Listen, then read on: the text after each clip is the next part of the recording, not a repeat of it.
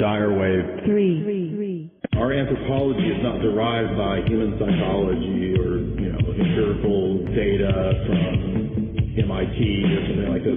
It's derived from the revealed aspect of what we see in Christology.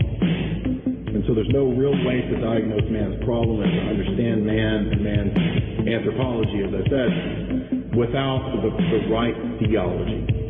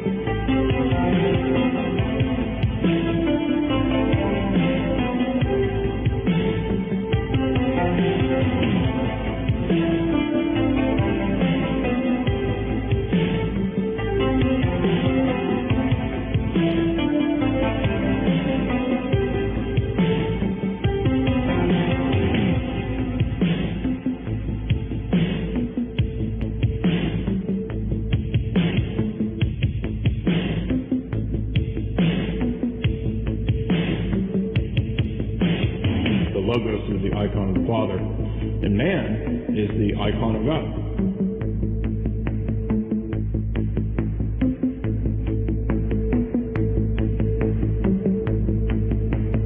We are the image of God. Dyerwave 3.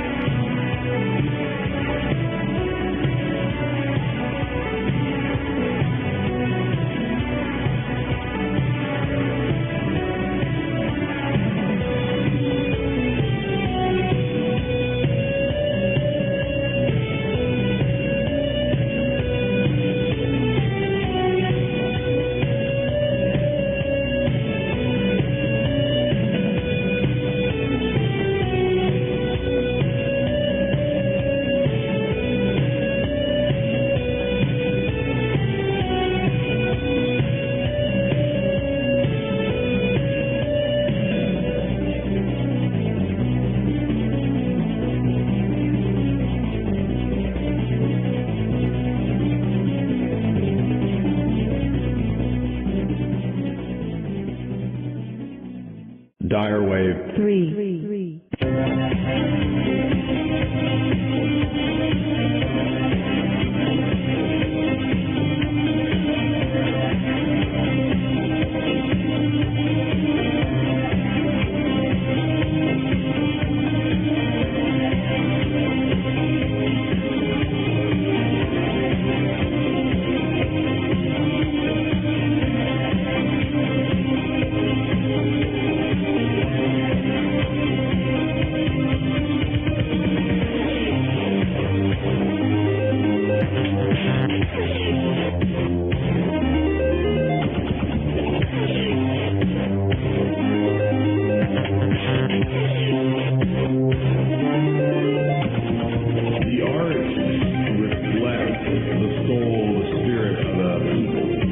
Architecture reflects the soul and spirit of the people. And so therefore you can see the degeneracy, you can see the degradation, and the loss of aesthetics, the loss of the idea of there being harmony, order, symmetry in aesthetics connected with the loss of a coherent worldview and philosophy.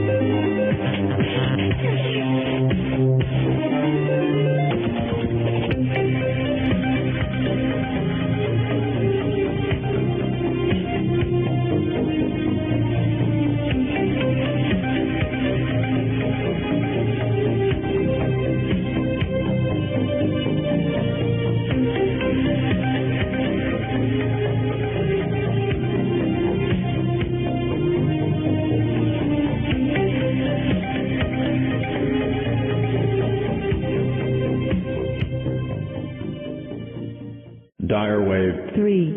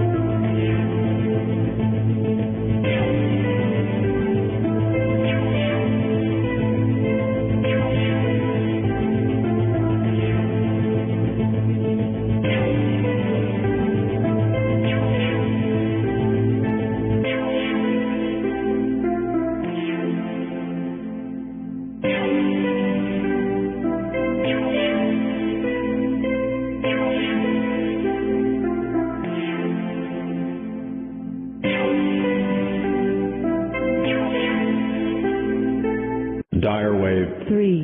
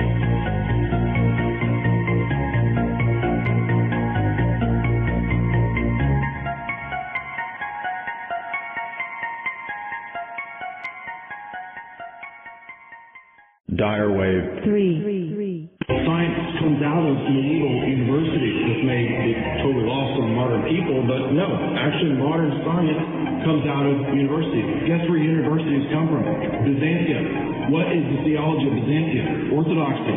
The longest running empire, the most successful economic empire in the history of the world was Orthodox. It was Byzantium. So we give universities, we give civilization, all these things come from the treasures of Orthodoxy. So I would say that we can prove that our morals, our theology is from God. I'm not saying this just because of history it proves it. I was just rebutting certain points that he made about history. We've actually built civilization. Canon law is very important in the history of law. History of law theory, universities come from orthodoxy. So when we reject dialectics and dialectical tensions and the presuppositions of dialectics, which are the very root of all Gnostic systems, are all built on dialectical tensions and the assumptions of dialectics, all the way back to Plato. When we reject that, what we're left with is a unique revealed anthropology and a unique metaphysic, a unique worldview, a unique ethic that is not just in theory. It's actually been proved and stamped into history in the longest empire in the world.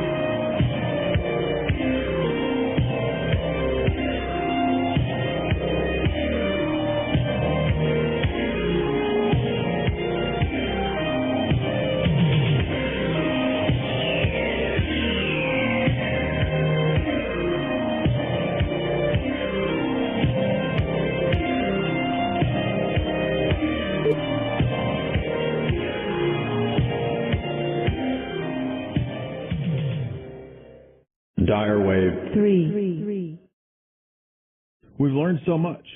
If you've been on the Jay's Analysis ride, a lot of you guys are new. I understand. That's cool. Glad to have you here.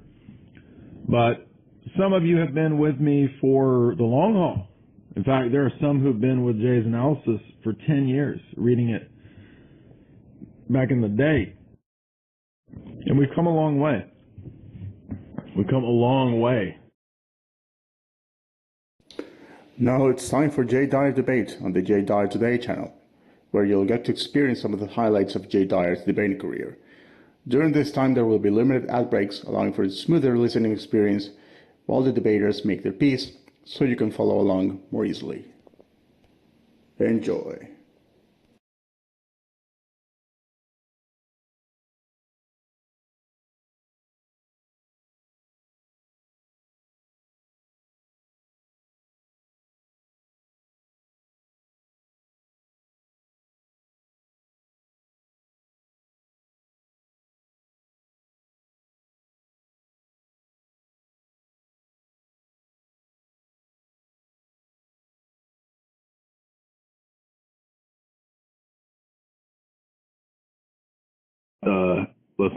Let's try to avoid that. Don't waste your money on super chats. The way it's going to be structured is I'll open up the discussion. I'll give a little introduction to who I am, because this might go on other people's channels if they want to put it up. I don't really have a problem with that. So I'll say who I am and what I do briefly. I'll let Paul do that, and then I'll start with my stuff. And what we're going to do is an 8-minute back and forth. So I'll let him go 8 minutes, I'll go 8 minutes, et cetera, back and forth. And then we'll have kind of a conversational style exchange, and then we'll take the questions. So we don't have any set time limit.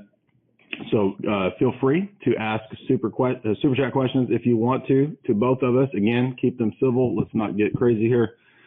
And then if you want to, Paul, you can go ahead and introduce yourself to my audience and let them know what you do and whatever you're comfortable saying about your background and where they can find your material. And I'll have all those links below.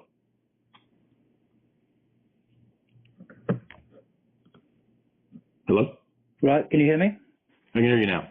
Right, hello. Ramadan Mubarak to all my Muslim listeners who are listening in, and Assalamu alaikum. And Bismillah ar-Rahman ar-Rahim, in the name of God, the most gracious and most merciful. That's how we begin any action in Islam. I live in London. I attend Speaker's Corner regularly. I was there earlier on today, and I'm well known to some Muslims in London for dawah work. I give talks at Regent's Park Mosque, which is the premier mosque in London, I think. I give talks on Islam and Christianity and so on. I have an ordinary day job, but I'm based in London, and I'm very grateful to Jay for inviting me on today to have this dialogue, this discussion about the Trinity and Tawheed, I guess, or Trinity in the Bible. We believe as Muslims in the Tawheed, the oneness of God, and within that is an implicit critique, I guess, of other beliefs. But we'll doubtless come into that. Do you want me to begin in 8 minutes, or is that's just my intro, Jay? I just figured we'd do intros because okay, that's fine. This might go on other people's channels, and I gave people permission if they want to do that. And thank you to Lewis and others that set this up. So I didn't set this up, but so I do Jay's Analysis, which is a film, philosophy, geopolitics, all over the place kind of analysis. I'm the author of 2 books on movies, Esoteric Hollywood 1 and 2. I co-created the TV show Hollywood Decoded. My master's is in English and Lit and philosophy. And I would say that my expertise is in the realm of worldviews. So I do worldview paradigm analysis, and most of my critiques, whether it's Darwinism, or whether it's other religious perspectives, or whether it's Roman Catholicism, or whatever I might be debating, Protestants, whoever, atheists, my critique is usually from the philosophic perspective, but I also have many years in terms of biblical studies. So I come from an Orthodox perspective, so I'll be defending Orthodox Christianity, what I believe to be the true expression of Christianity. And then I will I'll go ahead and give myself the first 8 minutes to start. And before I start, I'll say I don't profess to be any expert on Islam. I did take college courses that dealt with the history of Islam, the Quran, and so forth. It's been many years since I've interacted with Islamic thinkers or apologist, maybe 10 years. So I'm happy to have this kind of a thing set up. It'll be an interesting exchange for me. And most of the time I've not been able to find a Muslim apologist. So I'm glad that Paul was willing to do it. So I'll start my timer now. And what I would say is that my first point, and I did have a chance to listen to some of your debates, Paul. I thought you had some interesting critiques, some of which I haven't heard, a lot of which I have heard. So the first starting point I would say is that I think we have a different conception of, number one, authority, how we know what we know, and how to approach the biblical text.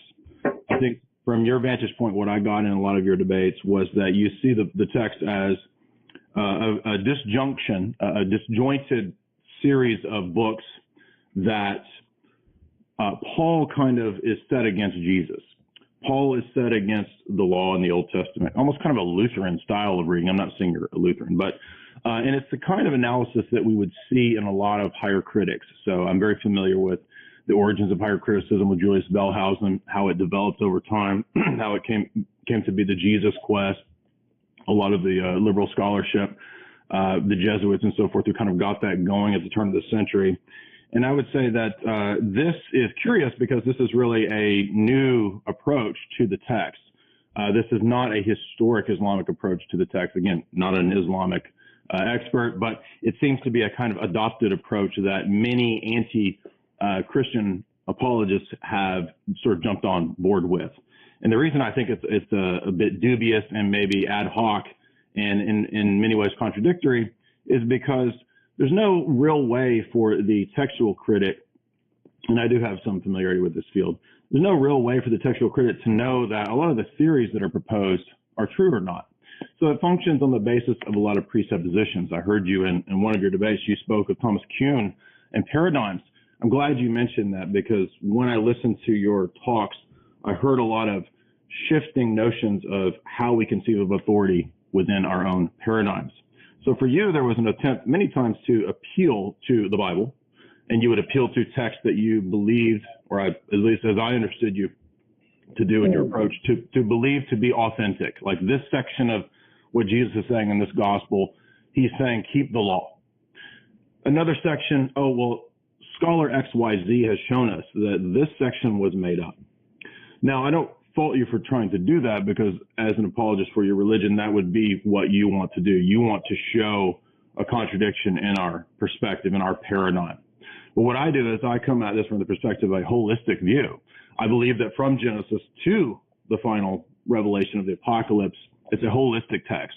The text shows an amazing amount of continuity. And in fact, in some of your arguments where you talked about the dietary laws or things like this, actually Orthodoxy has a unique take on this that is not like Roman Catholicism or aspects of evangelicalism.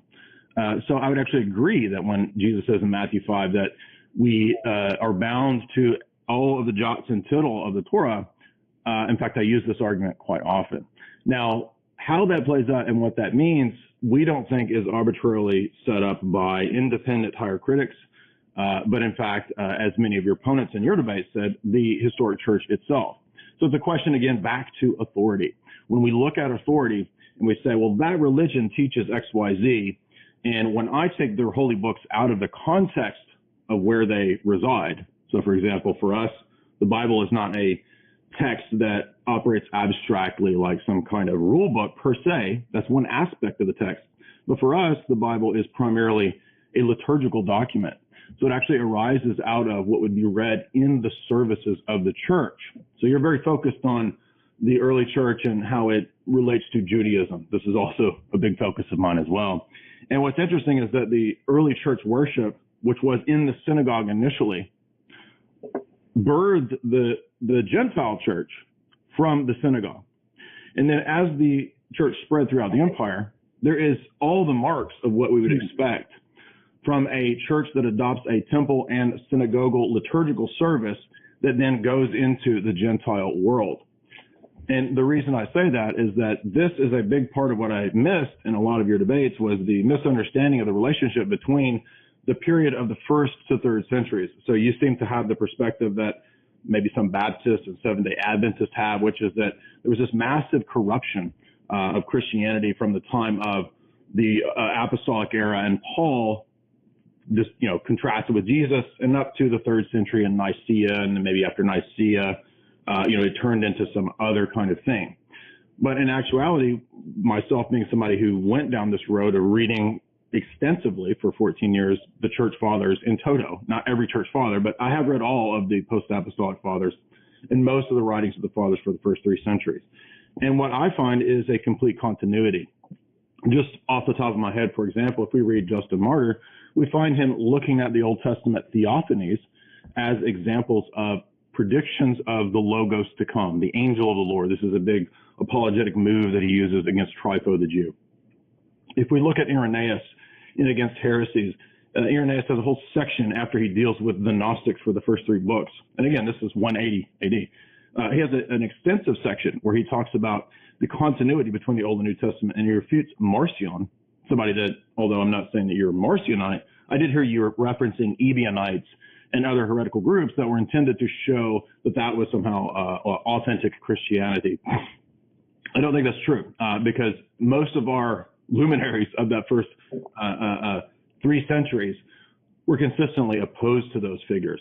So you're also correct that there was a development of the canon, but how the fact that there's a development of the canon would be a problem for Christianity, I'm not sure, because any religion that has millennia of time going into it, there's going to be some kind of notion of development, right? So, for example, perhaps it's true that we do not immediately see the totality of the Trinity within the Torah, but that doesn't mean that in the notion of progressive revelation, that there won't be more and more and more revealed. For example, even within Judaism, there's the conception that obviously Jeremiah understood more than Abraham did, right? So just because there is a section of revelation at one period in time that's built on later as prophets come, it doesn't mean that necessarily that the newer revelations should be pitted against the older or the original. So our presupposition is continuity. And although I'm sure we won't have time to get into the totality of that today, I do have a 3-hour talk where I went through the totality of where I see continuity between the Old and New Testaments.